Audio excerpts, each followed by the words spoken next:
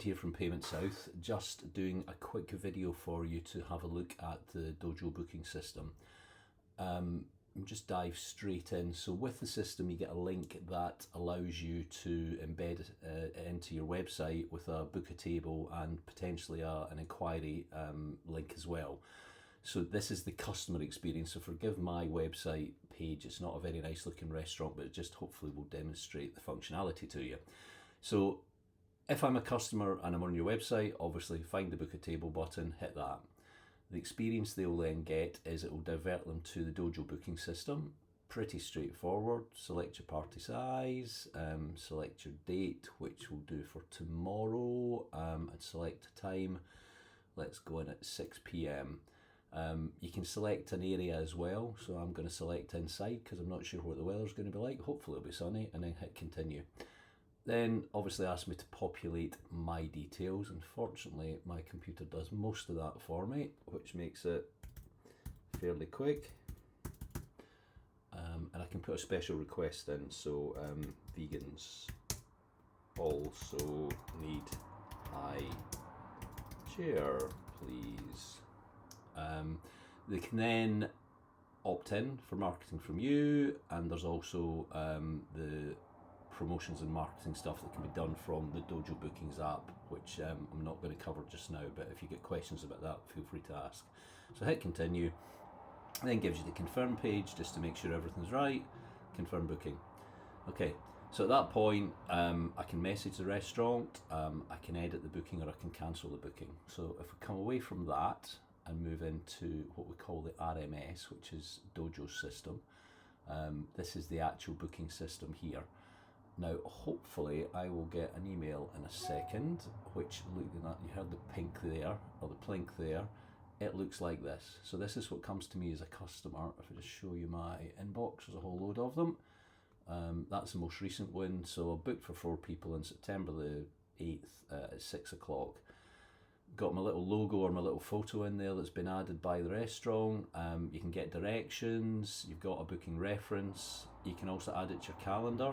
That's quite handy if you're booking, you're taking friends, because you can forward it to them and they can add it into their calendar as well. And again, you get the manage booking and the cancel booking functionality. So if you hit manage booking, you can then change the time, stuff like that. If we go back to what you're seeing as a customer, or sorry, as a restaurant, you get a variety of different functions down the side here. I'll just close settings at the moment. So your main one is parties list, table plan, planner, reporting and settings. The version I'm running the reporting is in beta and isn't actually enabled, so I'm not going to talk about that. Parties list, fairly straightforward. The whole thing about the Dojo system, if you're used to our payment systems as well, is that it's pretty straightforward. It's designed so that people can pick it up really quickly, very little training's required. So in the parties list you can see you get today, and then you can toggle to tomorrow, and on from that. I don't have any bookings in here from further forward. You can see tomorrow. It's quite interesting some of the stats you've got here. So sorry, I've just opened that booking up accidentally. So you can see it's all David McDougall. I really like this restaurant. It gives you stats as to how many times I've booked before, how many times I've no-showed. You can see the expected times here, and any notes. So this group of David here needs 3 high chairs and it's a table for 10. So you can manage all that stuff from in there, and you can go upcoming, deleted, cancelled, and as I say, you can scroll through the days. If you then go to the table plan, this is what's happening now. So you can see that I've got 3 parties seated. They've been allocated in the settings an hour and a half to turn the table. So you can see they've all been walk-ins for 2, 4, whatever, and you can also see what stage they're at. You can use this functionality if you want. So if I go into that, they've now paid, save that, and it's showing that table is dirty, so people know that they need to go and reset the table and clear it. You can also see on this one here that I've got 11 minutes between this party finishing and the next one coming in at 4:30, which is a table for 4 for strangely David McDougall again.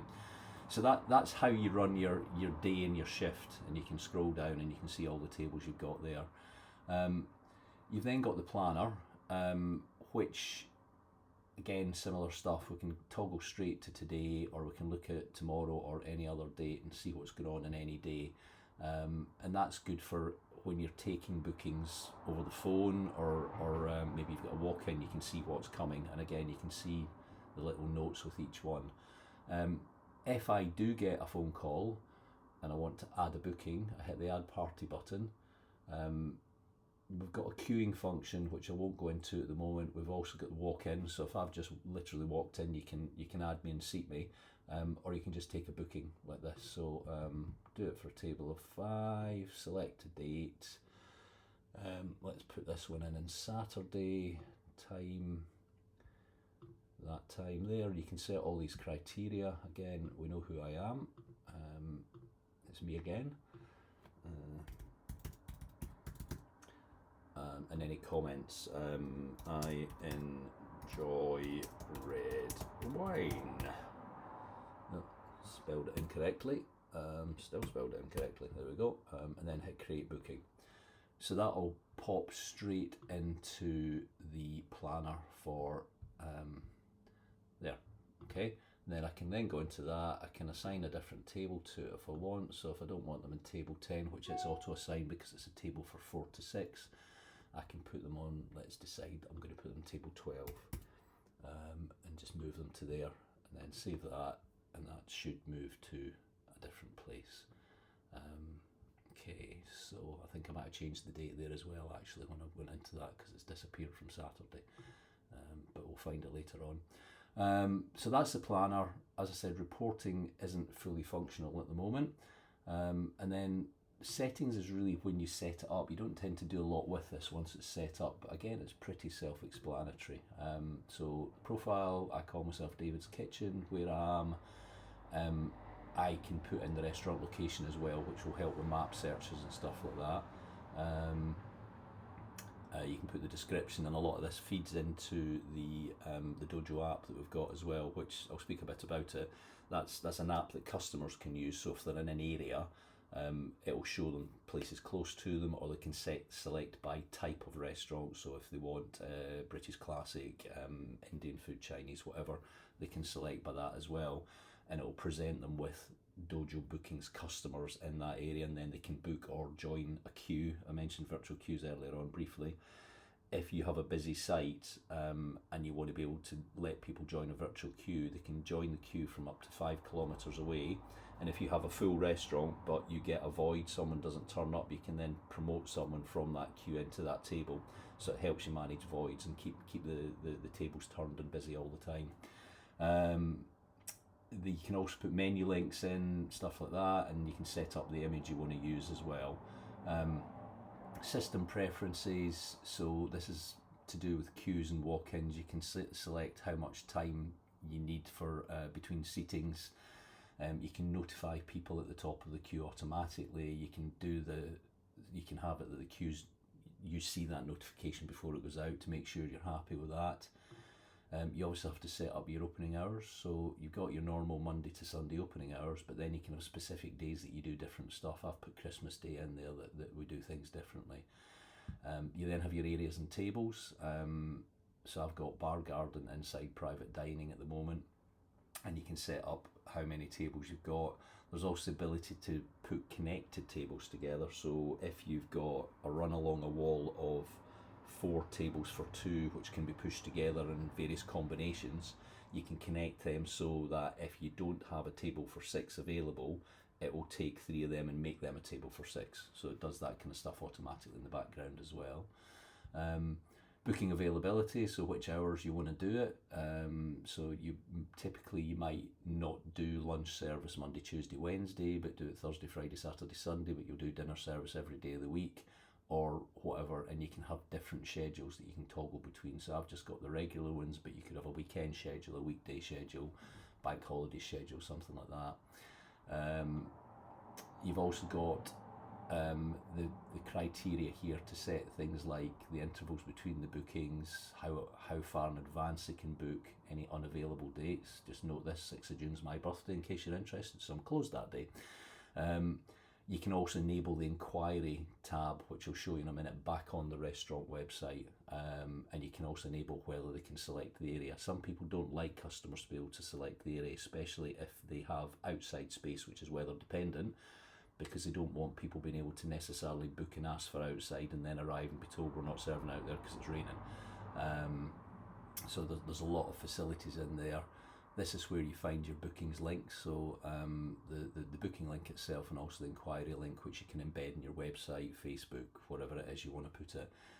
If you've got any other advertising you do, you can pop it in there as well, potentially.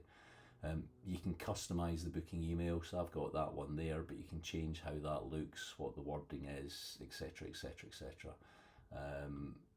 The queuing access, so that's for the virtual queue. You can decide what party sizes you can do it with, and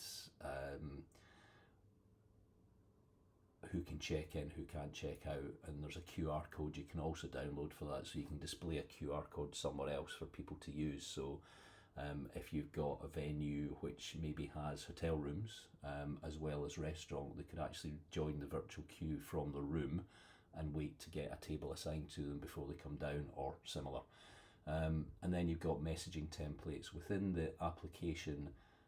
If I go back to the parties list and pick up that, you'll notice you've got a chat button there, so I can actually do messaging between myself and the customer. And you can use stuff like, look forward to seeing you, tables available in 5 minutes, that kind of thing as well. Hope you're on your way, whatever.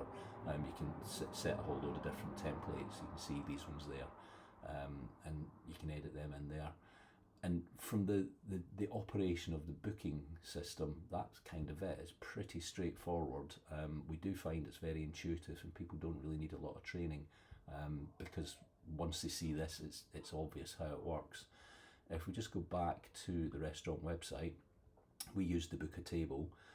I've got Ask David's Kitchen a question, which is inquiries link, and that takes them to a slightly different experience as a customer. So this would be potentially if they're wanting to organise a birthday party or something, and they maybe want 20 people to come. You can set your restaurant management system that it'll only take normal bookings for, say, tables of 10, so anything over that you need to make an inquiry, and that will send the message to you asking for whatever it is the customer's asking for, and then you can correspond with them to get to where you need to get to. Part of the booking system that is a big driver for customers adopting it is the fact that we have Google Reserve as a standard feature at no extra cost. Now Google Reserve works like this. I've already done a search for pubs near Cadnam and Google. You get your map coming up with all the different sites. So there's the Mortimer Arms there, Empress of Blandings, and you get the sidebar here with all the different sites. You could click into that and that'll take you to it. But you'll also notice that there is, on the Empress of Blandings, a reserve a table button there, which is directly from the Google search. So they don't have to click to your website, then find the reserve a table in the website. It's there. And if I hit that, I happen to know that they're a Dojo Bookings customer, and I can go through that whole booking thing straight from there, without needing to do anything else. Really great if you've got visitors that don't know the area, especially people now tend to work off of their mobile phones more and more, so it's much easier for them to navigate straight to reserve a table. This also helps with your Google search optimization, because the more often that's searched and that's hit, the further up that list you'll go, and that again is worth quite a lot of money. Quite a lot of people spend a lot of money on paid for advertising with Google. But this actually helps as part of the Dojo Bookings reservation system. That's really it from a overview of it in high level.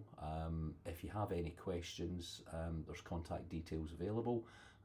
I can be reached on 07769 665 950. So thanks for watching.